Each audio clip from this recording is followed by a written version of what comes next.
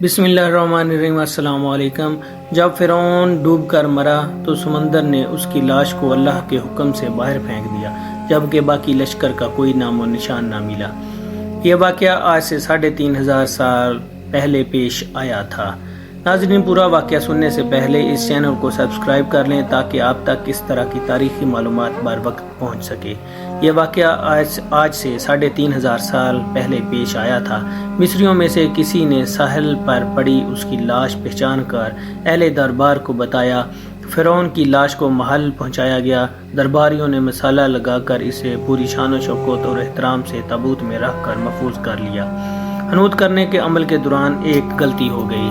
فرعون جس سمندر میں ڈوب کر مرا تھا تو مرنے کے بعد کچھ عرصے تک پانی میں رہنے کی وجہ سے اس کے جسم پہ سمندری نمکیات کی ایک تہ جمی رہ گئی تھی۔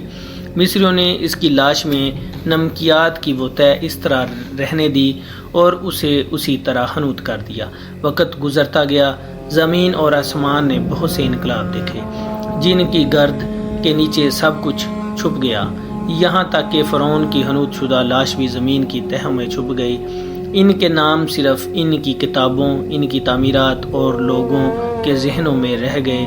اس واقعے کے 2000 سال بعد اس دنیا میں اللہ کے آخری نبی حضرت محمد مصطفیٰ صلی اللہ علیہ وآلہ وسلم تشریف لائے۔ ان پر نازل ہونے والی آخری کتاب یعنی قرآن میں فرعون کے قصے بڑی تفصیل کے ساتھ بیان کیے گئے، اور اس سلسلے میں اس فرعون کا جسم محفوظ کرنے کی بابت آیات نازل ہوئیں۔ اس کی سچائی پر سب اہل ایمان کا پختہ یقین تھا، لیکن وہ سمجھنے سے قاصر تھے کہ اس خدائی کا دعویٰ کرنے والے کی لاش کہاں محفوظ کی گئی اور کیسے اسے عبرت کا نشان بنایا جائے گا۔ 1871 میں مصر کے الغورنیہ سے تعلق رکھنے والے غریب اور معمولی چور احمد عبد الرسول کو فرعون کی حنوط شدہ لاش کی طرف جانے والے خفیہ رستے تک رسائی مل گئی۔ احمد عبد الرسول نوادرات چوری کر کے بیچا کرتا تھا۔ ایک دن وہ دریائے نیل کے کنارے کے قریب تبسیہ کے مقام پر اسی سلسلے میں پھر رہا تھا جب اسے ایک خفیہ رستے کا پتہ چلا۔ وہاں وہ نوادرات کی چوری کے لیے کھدائی کر رہا تھا کہ اسی دوران اسے کچھ لوگوں نے پکڑ لیا اور پولیس کے حوالے کر دیا۔ وہ جس جگہ کو کھود رہا تھا وہاں سے ملنے والے رستے کی جب مسلسل کھدائی کی گئی تو یوں 1891 کو دوسری ممیوں کے ساتھ اسی غرق ہونے والی فرعون کی لاش بھی مل گئی۔ اس کے کفن پر سینے کے مقام پر اس کا نام لکھا ہوا تھا۔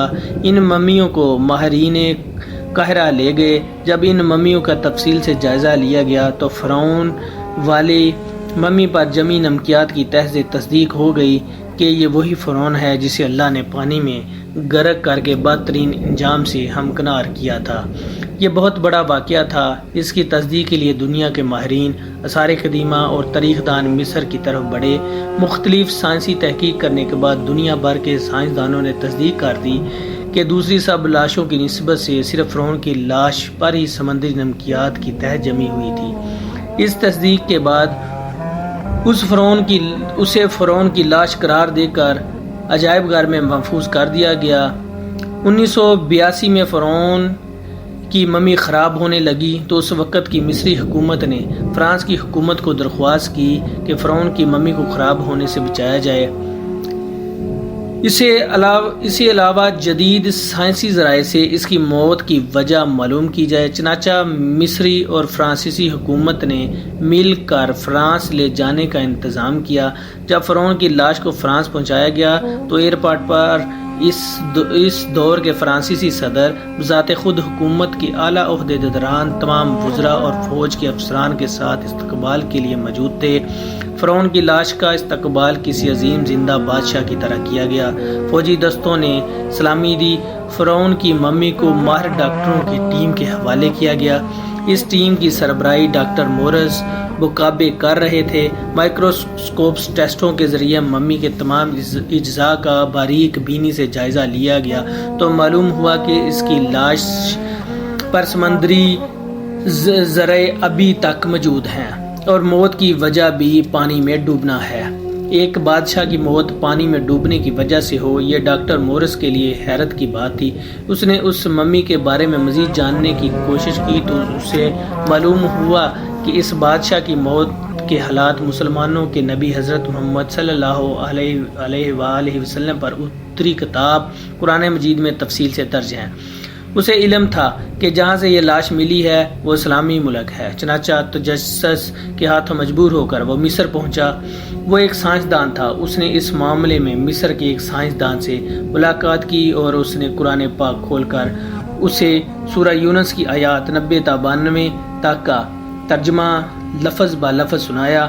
فرعون کا خدائی دعویٰ کرنا، اس کا پانی میں ڈوب کر مرنا اور پھر پانی سے نکال کر اس کی لاش کا حنوط ہو جانا اور پھر دوبارہ لاش کا ملنا اور پھر اس کی لاش کو جدید سائنسی دور میں دوبارہ محفوظ کیا جانا، سب کا اشارہ ایک جانب تھا اور بہت واضح اشارہ تھا۔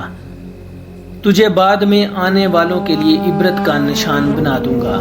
فرعون کی لاش ایسے محفوظ کر کے دنیا کے سامنے لا کر رکھ دی گئی کہ انٹرنیٹ کی ایک کلک پر، رسائل و جرائد پر، ٹی وی چینلز پر اور عجائب گھر میں اور اربوں انسانوں کی آنکھوں کے سامنے کریا اور قابل ترس حالت میں موجود ہے۔